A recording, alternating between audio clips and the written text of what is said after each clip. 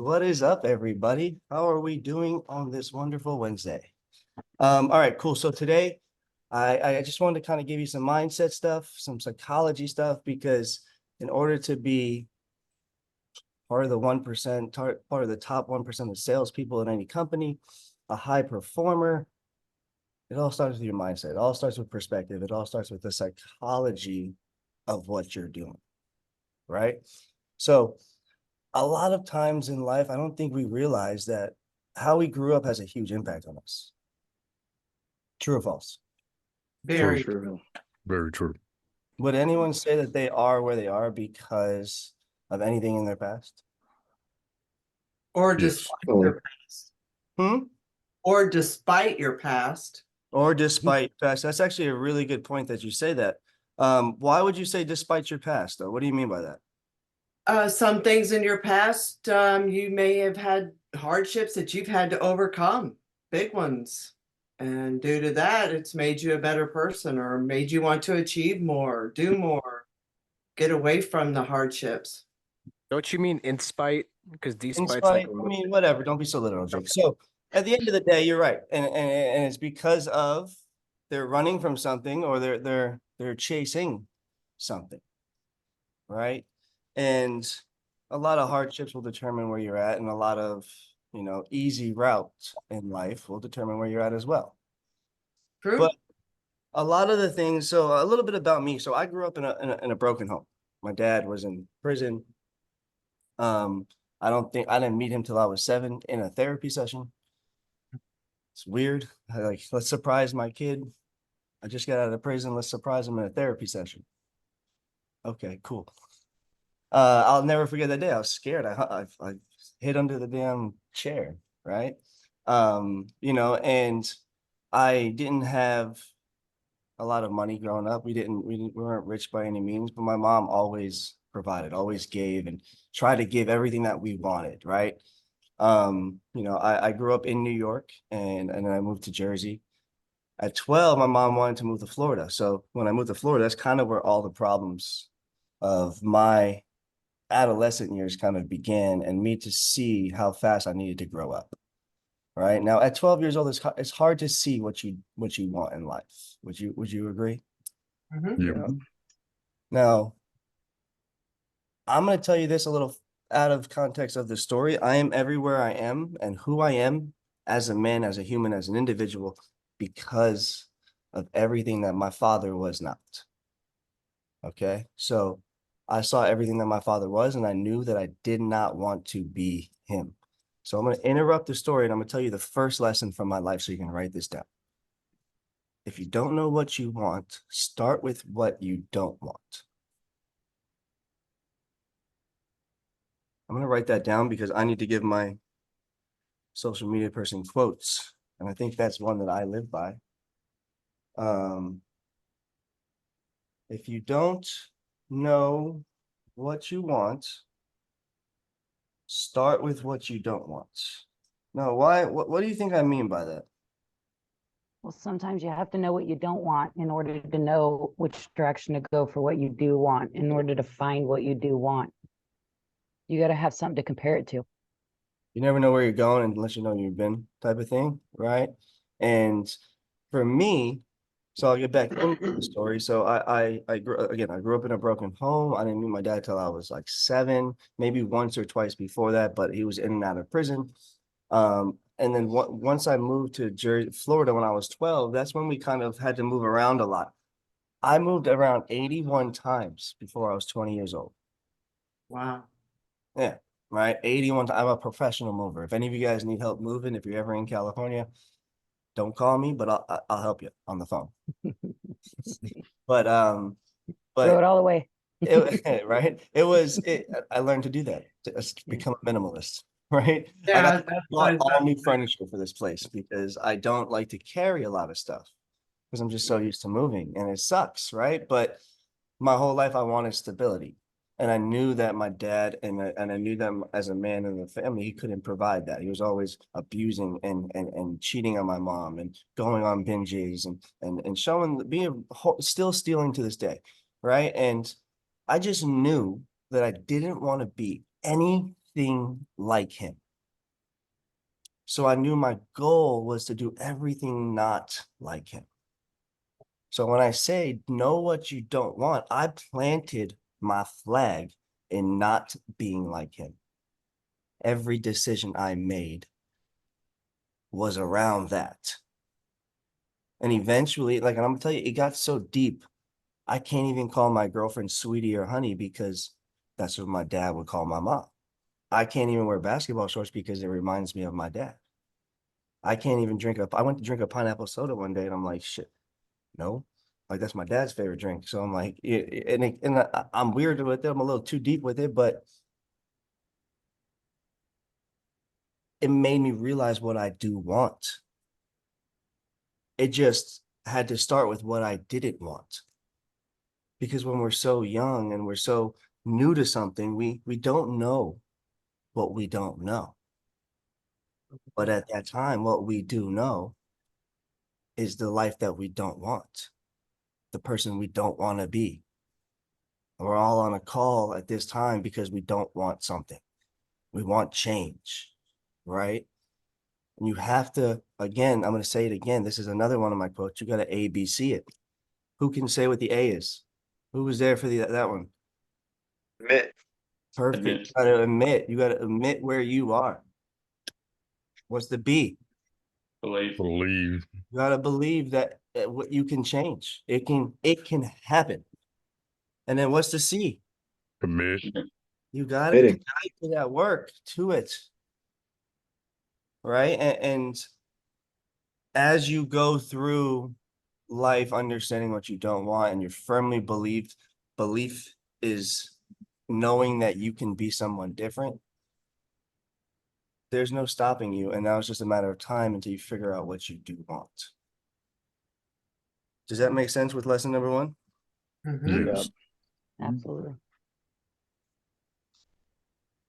Sometimes for most of us, the vision of the future is not so clear until we have experienced hardship. But what is always clear is what we didn't want in the beginning.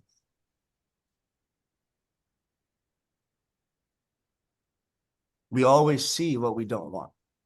And it's always so easy to continue to see it and think about it and think about it and think about it. And I want you guys to understand when I say this and I say this lesson, know what you don't want if you don't know what you want yet, right? So when I say that, I don't mean harp and only think about the negative of what you have. Okay, because that will attract more of what you don't want. But know what you don't want with the thought always on what you're going to get. Okay? Because again, if you continue to think what you don't want and the things that you don't have, you will continue to attract the things that you don't want and the things that you don't have. Very true. Okay, so I just had to throw that in there because I don't want someone coming back to me. He's like, Andrew, I tried that lesson and it didn't work. I want my money back. Oh, listen, I don't know what to tell you, but there's no refunds here. Okay, so I gave you the second part of that information. Okay. All right, so let me get my notes here. So, all right, I'm gonna jump into the second lesson. Learn from others' mistakes, and make them and take them as your own. Learn from others' mistakes and make them your own. Why? Well, let me just tell you. So again, I'm gonna relate it to my dad and then I'll go back to business, but my dad made a lot of mistakes as a dad. My dad made a lot of mistakes as a human in society to not have a license, to go steal, this, that, and the third. I took every time that he got in trouble, every time that he got caught, every time that him and my mom got into a fight as my own mistake. Now, when I took that as my own mistake, what that does is I now feel responsible and I am obliged to change and not do that again, basically. Now, it's kind of a weird way to look at it, but it's a learning lesson before having the problem arise, right? It's like seeing, don't touch the stove I saw someone else touch the stove and they burned their hand. And I know that if I don't touch the stove, I won't, so I'm gonna take that lesson and take it as my own. Like I thought, I'm gonna take it as if my hand burned. Does that make sense? So take the lessons and make them your own. Now, what do I mean by that when it comes to business? Well, I started a door-to-door business. I was face-to-face sales, everyone's like, get out of my face. I've had staplers thrown at me. I've had bats thrown at me. Fuck you. I have had someone chase me out of Walmart, and I've had like legit, and it's pretty like, follow me, like stop doing their job, follow me from Estate Brothers in Escondido right here, and literally follow me across the street to another store. And I'm like, sir, like this is insane. This is a little bit of harassment at this point. I'm trying to do my job and you're stopping doing your job. But the face-to-face sales talk teaches you everything, right? It teaches you how to deal with people. It teaches you what you need to work on, right? And not only that, I think it teaches you what you need to work on through others, right? If you think about it, how that guy responded to me, was that human-like? Was that like demeaning a little bit? Demoralizing? Like he's better than me, he's looking down on me because of what I do and who I am? So I take that mistake in not treating human beings that way as my own. Right? So every lesson that you're experiencing in life, you have to take full responsibility for. Now, everything around you, you guys see that's black and white, that's right or wrong. You have to take responsibility for. Now, I'm not saying take responsibility as in go to jail, officer. Like I'm the one that murdered him, even though I just watched him. No, and I'm not saying take blame, but I'm saying take internal responsibility. Understand the cause and effect that you have on your life. Now understand the cause and effect that other people have on your life through their own careless mistakes, through their own loving ways. All these things you are learning lessons from, right? You learn how to love through our parents. We learn how to love through our first relationships and things like that. We learn through others, but we only try to take the good if we realize that as humans. Like, oh yeah, I got this from that person. They taught me how to do this. But why don't we ever understand, like, hey, my dad taught me how not to steal. My dad taught me how not to cheat on a woman and why not to. So taking other people's mistakes as your own and claiming them as your responsibilities will only help you become a better human being and get you get you closer to that goal that you want and get you further away from what you don't want. Does that make sense? Mm-hmm. So Yeah. the third lesson, I'm gonna give you guys a fourth one for fun, but the third lesson is make fast decisions. I was 20 years old and I found so I started sales when I was 18. Sold art. Okay. Sold artwork. Had a box. I had to walk into the store. Not even a store, it was the office building, right? And I had to like sneak past security and then like wait for a back door of an office on any given floor at any time to open so I can sneak in with my box. Right. It was some crazy stuff, but it was fun. I was 18. So I'm in the box, I'll put it down and like, hey, we're with the framers upstairs. Even though I'm on the top floor, I'll point upstairs. I'm like, oh yeah.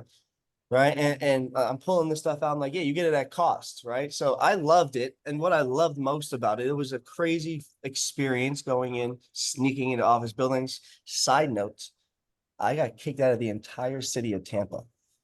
We're on a road trip and the entire, like all the office buildings had my picture. They thought I was stealing stuff in my box. And I'm like, nah, man, I'm just trying to sell some stuff. But anyway, so make fast decisions, right? So that's where my journey started in sales. And then I found another marketing company when I was 20 and I fell in love. Like it's more professional, suit, tie, morning meetings, right? And tons of clients, DirecTV, Verizon, the military, Sam's Clubs, Costco's, sports teams. But there was this makeup client and that was their new client. So my second day, I tell my mom, I go, hey, I need to ride. But hey, anyway, I'm gonna do this for the rest of my life.